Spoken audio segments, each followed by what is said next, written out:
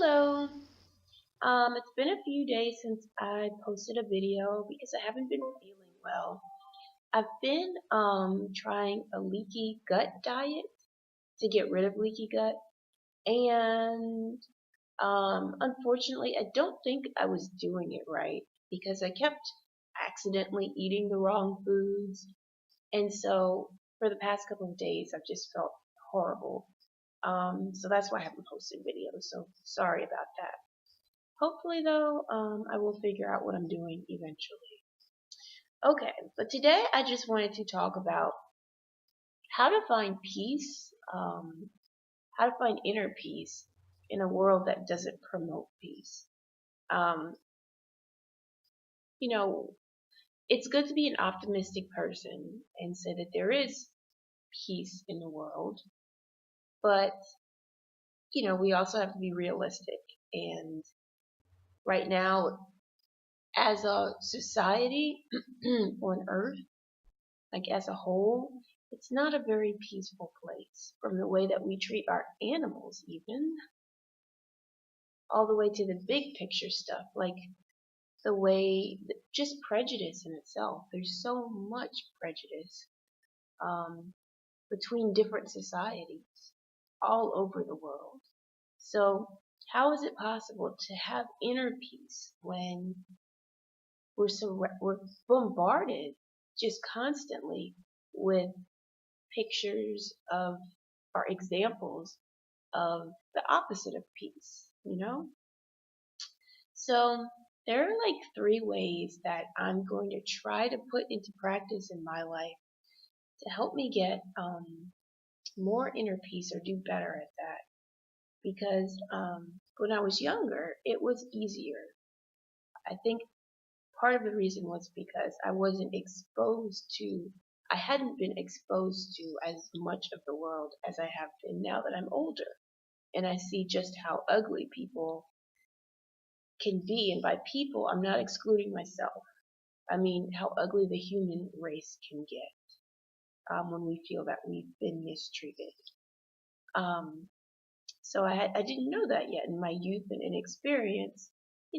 I saw the world through rose-tinted glasses, so it was easier for me to feel at peace. Also, I was more what you could call spiritual minded when I was younger. Like I I read the Bible a lot, like a lot, and that really did help me to have um, a strong sense of inner peace. Um, and now that I'm older and busier, like I work more, I don't do as much volunteer work as I did when I was younger. I've struggled now with inner peace, so I'm trying to do better. But anyway, here are the three ways that I think can really help a person to get inner peace. The first is to practice empathy. Second is to be balanced. And the third way is to keep learning about the people around us. So that first way, um, practicing empathy, that basically comes down to putting ourselves in other people's shoes. Um, and some people do this really naturally, like it's just in their personality to when they when they're talking to someone, they automatically put themselves in that person's shoes and they start to empathize without even thinking about what they're doing. I think a lot of ENF, ENFJs, INFJs, um, ENFPs, and usually INFPs, usually if we are healthy, we tend to naturally do this. But other people don't. Um, But for the majority of us, we fall somewhere in between. Like sometimes we'll naturally empathize with a person, and other times we just don't even think about it.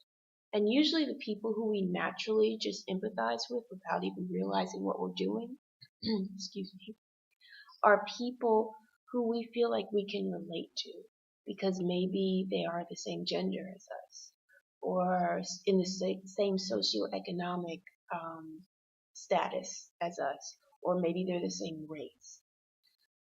But, and so when we do that, when we empathize with them, that softens us.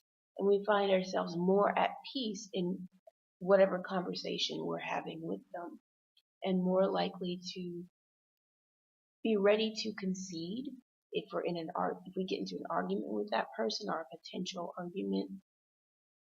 We just have like an easier feeling as we interact with that person, because not because of them necessarily, but because of what was happening inside of us, the fact that we were empathizing with them.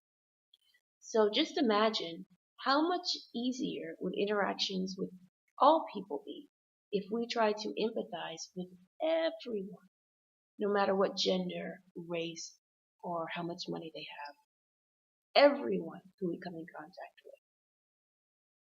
And a way to kind of practice that would be to just simply think while we're talking to them. And this might mean we lose focus for a second while they're talking to us. But while we're in a conversation with them, to think, I wonder how they're feeling right now. I know it sounds really simplistic, but it does help to just stop for a second and think about the person who's looking right back at us, and think to ourselves, I wonder how they feel right now. And when we start thinking like that, it helps us to put ourselves in their shoes, like, and maybe notice a bit more about them than we did at first. Maybe I am talking to someone who is like a different culture than I am. Like, maybe I'm talking to someone who's very wealthy and they're from, I don't know, Australia. That's like someone who seems to be from a different culture than me, who maybe it's not easy for me to relate to. But as I'm talking to them, I start to wonder, I wonder how he's feeling right now. Then I notice that he's got bags under his eyes, um, that his lips are dry, he looks a little stressed out, and I start to realize he has stress just like I do. He may be pretty well off, unlike me, and he might be a man, so maybe in some ways he does have it easier in some ways. But despite that, he's still stressed out and he looks very tired. So that makes me empathize with him.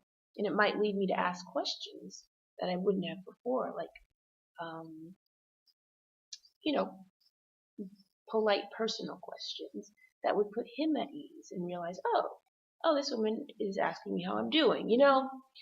Just the main idea here is to practice empathizing with people, no matter what they look like or where they come from, because that puts us at ease, which will put the other person at ease usually, and then we have a nice pleasant interaction with a person, and pleasant interactions lead to peace between two people and within ourselves. Okay, so the second way that we can achieve greater inner peace is through balance. And this is something I've always struggled with, always. And it's balancing consideration for the feelings and needs of others with consideration for our own needs. Um, when I was younger, I was so off balance, it was crazy. I put others first constantly. Um, if if I was tired, it didn't matter. If I was sick and throwing up, it didn't matter. I would still go to work, or go help whoever asked for help. Um, like, I didn't matter. That was my mindset. Whatever you feel, it doesn't matter. Just do what needs to get done for other people. And I did that until my body crashed, like literally crashed, and I had to be hospitalized. That's how bad it got. And then after that, when all these weird, like the thyroid problem and the leaky gut and all this stuff started happening, after that, then I went in the opposite direction. And I was like, you know what? Nobody's getting anything from me. I'm taking care of me first. And became completely just like hands off when it came to helping other people. It's like totally self-centered. So that's not balanced. That is just terrible. But to be balanced, it's kind of like, when you're when you go on a flight and the flight attendant is going through the rules or what you need to do in case of emergencies or whatever. Well, one of the things they usually tell you is to make sure that you, like if the little mask comes down, like if the flight is in an emergency landing or whatever, and you need that little oxygen mask, they always say make sure that you put your mask on first before you help the person next to you if the person next to you needs help. And that's a good way to look at balancing the needs of others and our own needs.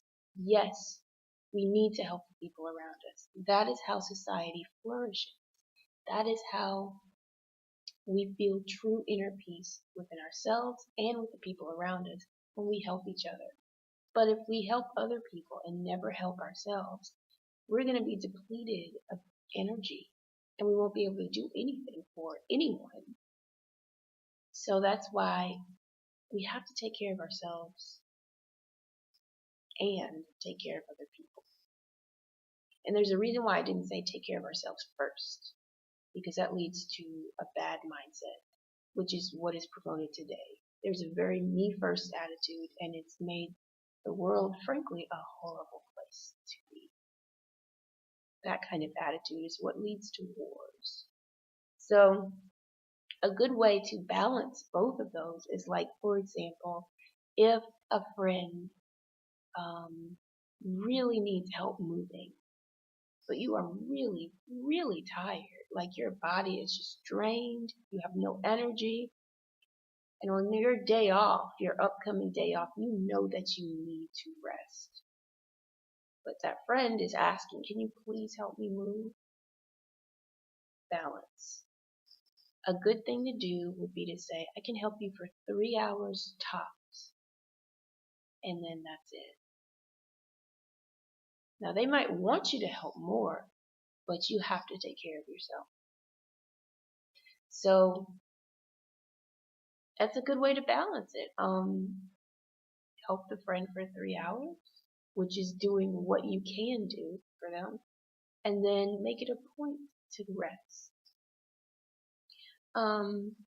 So I guess basically that comes down to doing what you can do for others, like doing what's in your ability or power to do, and not going beyond that. Like realizing what your personal limitations are, and they're different for everyone. Like some people who are really healthy and maybe like in their early 20s, they might have the ability to do more for, like when it comes to helping others, than say someone who's in their 30s and like is struggling with an illness or something.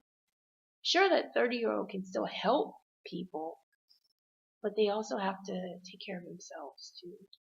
So they may be more limited than the person in their early 20s. And that's okay, because the road to inner peace, that sounds like really self-righteous and guru-like.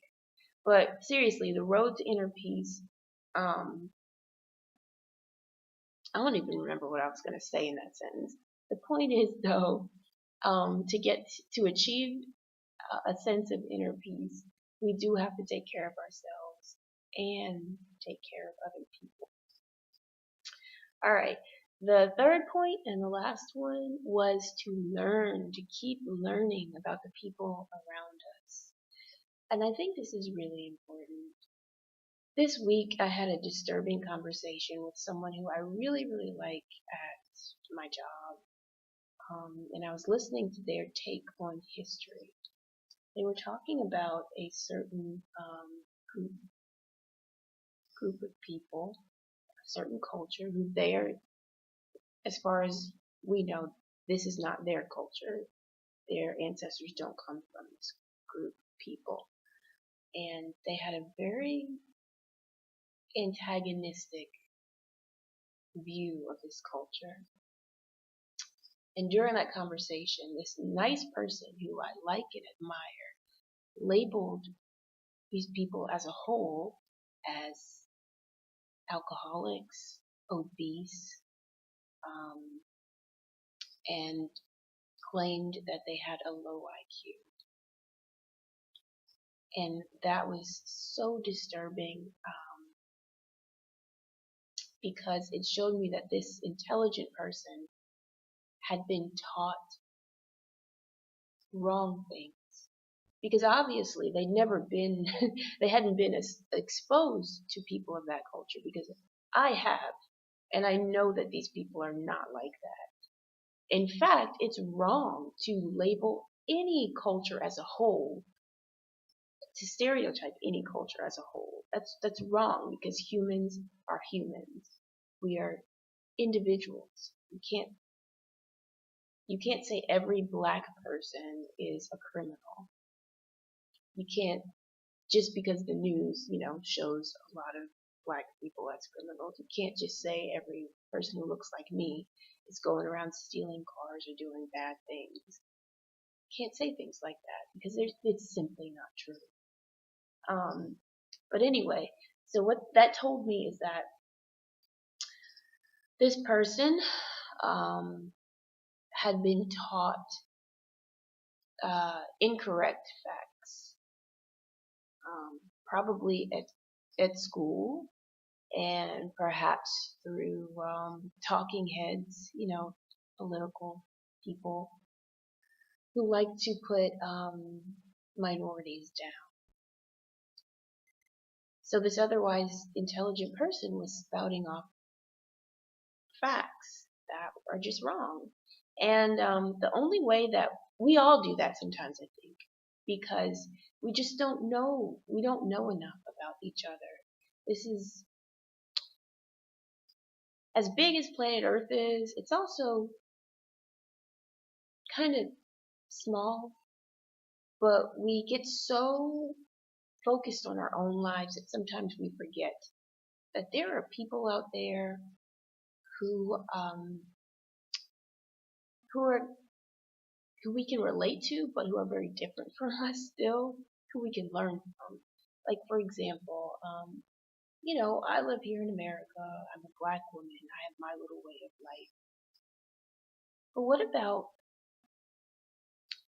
the black women in Ethiopia? What is their daily life like?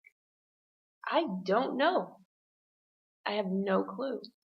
If I had the money, the thing to do would be to travel there, to learn about the culture, what kind of foods they eat, to learn about their history, just to learn as much as possible, because that would be enriching to me. It would take me outside of myself, outside of seeing the world just through my little eyes and my little experience here in Louisiana, in America, where I live.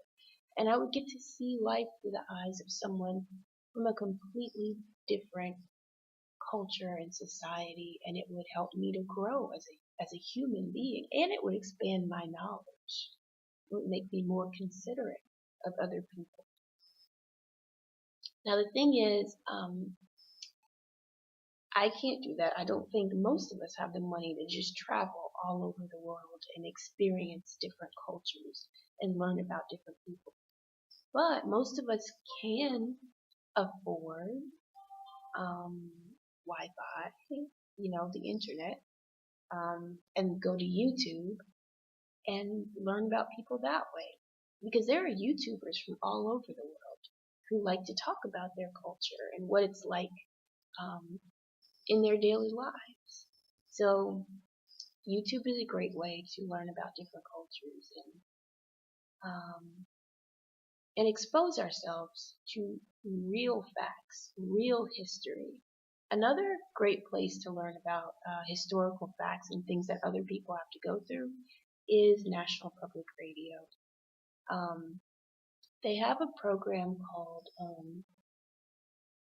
I forgot the name of it. Well, they have a couple different podcasts on National Public Radio. Oh, it's called This American Life, and it talks about the different cultures in American society and like what they have to go through, people in those cultures, and that's just right here in America.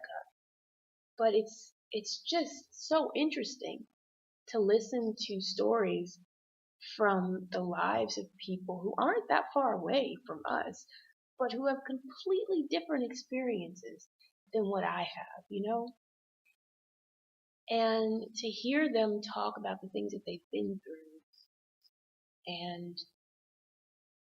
and what's important to them and how they've been changed, how they've been treated throughout their lives because of who they are and what they've been through. To listen to that, it's enriching to me. It makes me more empathetic in general to other people because I realize the problems that I face, they're not small, like the prejudice that I face every day pretty much, because of the color of my skin. That's a huge thing for me. It's huge. It's just huge. Other people deal with similar problems. Um, it helps me to realize that just because someone's white or maybe male doesn't mean that they have it easier than me.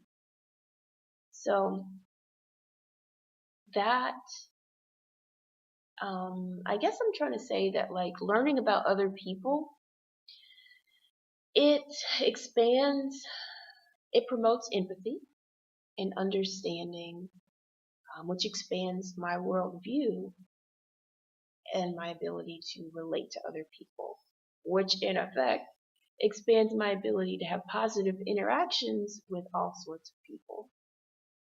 And of course, this is something that I'm still working on. Like, I admitted at first at the start of this video, I'm not in a great place, honestly, when it comes to inner peace. And when people make prejudice remarks, like that friend of mine at work this week, that hurts, and I don't know how to respond to that because usually I'm so shocked by it. I'm just like, what did you just say? And then the times when I have called people out for saying prejudiced things, it hasn't gone well, and that makes me feel bad. So I think by practicing those three things, like learning to show empathy to everyone who I have dealings with, like active empathy, learning to balance consideration for others with consideration for my own health needs. Need to do that. And thirdly, to keep learning as much as I can about the people, the different cultures in the world around me. I think those are like a good starting point to achieve inner peace. Because, you know, the world has a lot of problems when it comes to prejudice, and it feels overwhelming a lot of times because you want to change it. You want to make people care about each other. And the fact is, we can't do it.